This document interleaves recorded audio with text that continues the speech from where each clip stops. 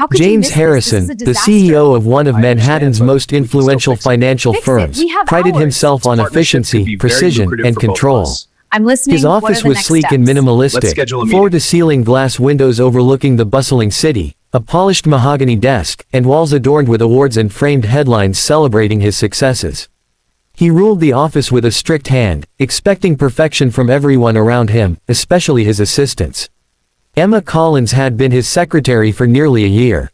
Quiet, meticulous, and always composed, she handled James's hectic schedule with grace, juggling meetings, calls, and endless paperwork without complaint. Yet, despite her competence, she often felt invisible to him, just another cog in the machine of his empire. She rarely spoke up, even when she disagreed, preferring to keep her thoughts private. But there was something about James, his commanding presence, the way his mind worked faster than anyone she knew, that intrigued her, even if it sometimes intimidated her. That morning began like any other. James had a critical board meeting, and Emma had stayed up late ensuring every document, every slide, and every email was perfect. She handed him a thick folder of financial reports, double-checked his presentation notes, and confirmed the timing of his calls. Exhausted but focused, she watched him skim the documents with his usual intensity. Then it happened. A single misplaced file, a minor clerical error in the grand scheme of things, caught James's eye. His eyes narrowed, and a cold edge entered his voice. "Emma, how could this happen? This file is missing key data. Do you even know what's at stake here?" Emma's stomach sank. She stammered, trying to explain that she had the right file on her desk and that perhaps a colleague had moved it by mistake. But James wasn't interested in excuses. "I don't want excuses. Mistakes like this can cost the company millions. I can't tolerate carelessness in my office." Before she could respond further, he reached for his phone. "I've made a decision. You're dismissed. Pack your things." The words hit Emma like a cold slap. She had expected criticism, maybe even a scolding, but not this abrupt, final rejection. Swallowing her shock, she maintained her composure. "I understand," she said softly, hiding the hurt behind a polite smile. She gathered her belongings while James returned to his papers, already distracted by other matters, as if nothing had happened. Emma stepped out into the city streets, feeling a mix of humiliation and disbelief. The people around her were rushing past, immersed in their own worlds, unaware of the quiet drama that had just unfolded in a glass office above. She walked along Fifth Avenue, the towering buildings casting long shadows over her, and tried to make sense of what had just happened.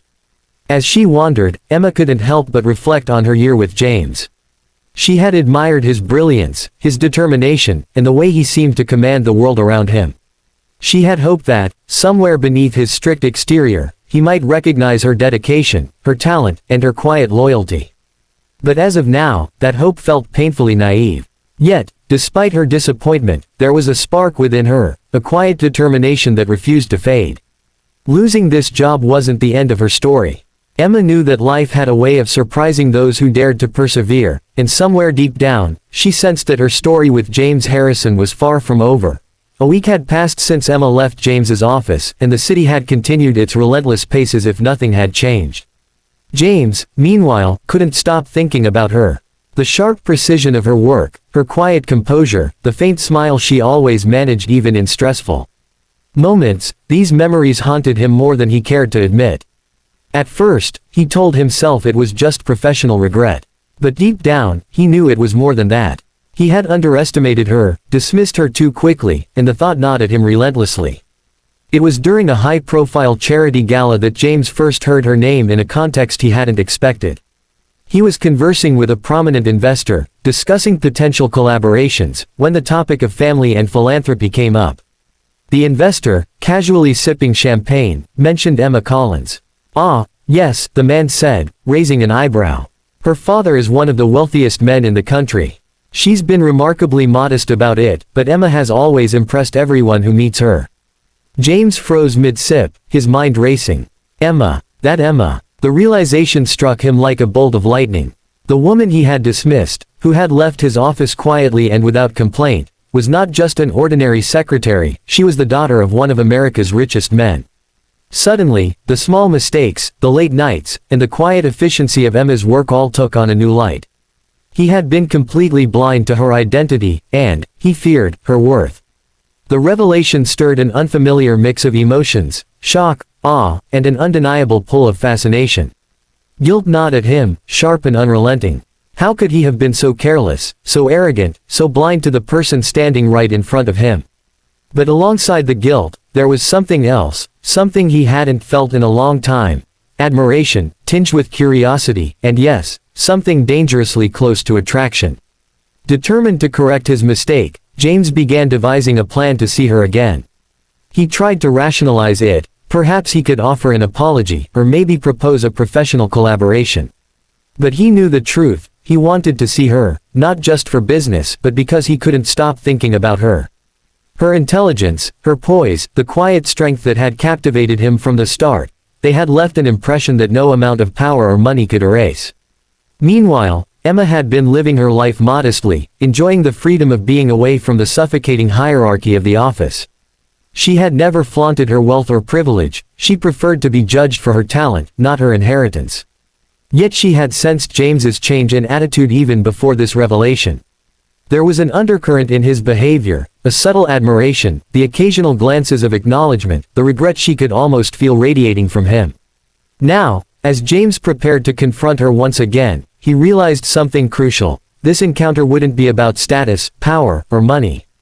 It would be about understanding, recognition, and perhaps something neither of them could have anticipated, an unexpected connection that had quietly begun to take root between them. For the first time, James felt a vulnerability he rarely allowed himself. He was about to meet Emma not as a boss, not as a millionaire, but as a man who had underestimated a remarkable woman, and in doing so, had awakened feelings he could no longer ignore. James waited nervously outside the upscale Manhattan office building, his mind racing with thoughts he couldn't control. He had asked Emma to meet him under the pretense of discussing a professional opportunity, a business proposal he knew she would find intriguing. But the truth was far less professional. He wanted to see her, to apologize, and to understand why he felt a pull toward her he had never experienced with anyone else. His hands were slightly clammy as he adjusted his tie, and for the first time in years, he felt unsure of himself. Emma arrived promptly, her presence commanding yet graceful. She wore a tailored blazer over a simple blouse, her hair perfectly styled but without excessive effort, and her expression was calm and measured. James felt his chest tighten. She looked exactly the same as she had in the office, confident, composed, and impossibly attractive, but now, knowing her true background, she seemed even more formidable. Emma's gaze swept over him briefly, and James could see the flicker of curiosity in her eyes. She had heard rumors, of course, about his sudden interest, but she remained poised, determined not to give away her emotions. "Mr. Harrison," she said politely, extending her hand. "It's been a week, hasn't it?" "Yes," James replied, shaking her hand gently. "Too long, actually. I owe you an apology." Emma raised an eyebrow, a small, knowing smile tugging at her lips.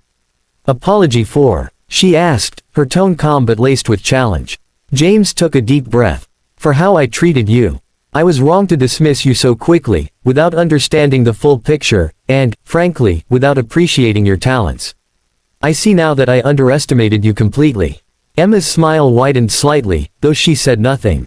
Her silence was pointed, and James knew she had the upper hand, but it only fueled his determination. They walked together into a nearby cafe, the hum of the city fading into a soft background as they sat across from each other. Conversation started cautiously, professional at first, but it didn't take long for the tension between them to shift.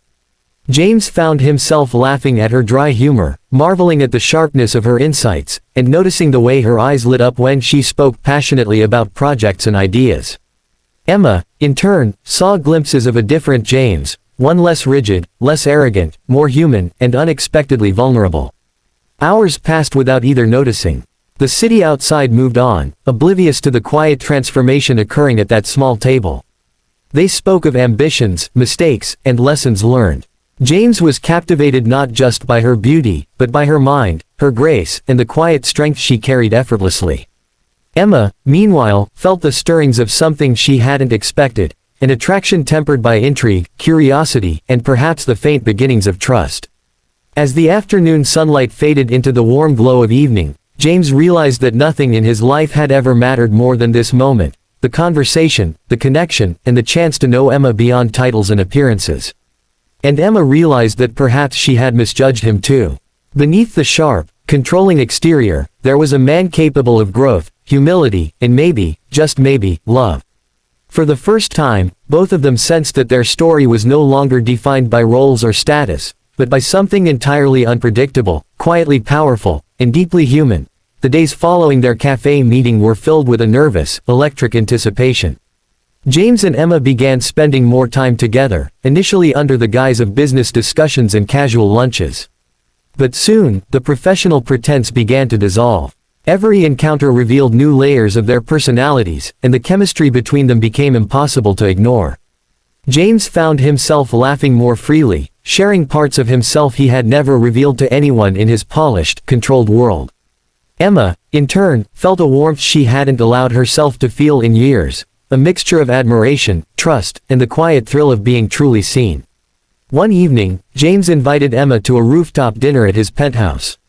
The city sprawled beneath them, its lights glittering like stars fallen to the earth. A gentle breeze carried the sounds of New York nightlife up to the terrace, but all James could focus on was Emma, the way she stood framed against the skyline, radiant and poised. He remembered the arrogance that had once defined him, the casual cruelty that had caused her pain, and he felt a deep pang of regret. But alongside it, there was gratitude, for her patience, her courage, and the second chance she had unknowingly given him. Emma looked around, impressed by the understated elegance of the rooftop setting, but her attention remained on James. She noticed subtle changes in him, his softer gaze, the genuine smile that reached his eyes, the unguarded vulnerability in his voice.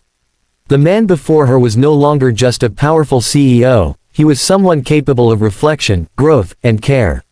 She felt her own heart respond, warming to the possibility that their connection could be more than fleeting. Over dessert, the conversation drifted from business to personal dreams. Emma spoke of her charitable work, her love for art, and her desire to make a difference without relying on her father's wealth. James listened, captivated by her passion, and realized that he wanted to be a part of her world, not to control it, but to support it, to share in it. When it was his turn, he spoke of his own fears, of the loneliness that came with power, and of the mistakes he had made with people he cared about. As the evening grew darker, James reached across the table and took Emma's hand in his.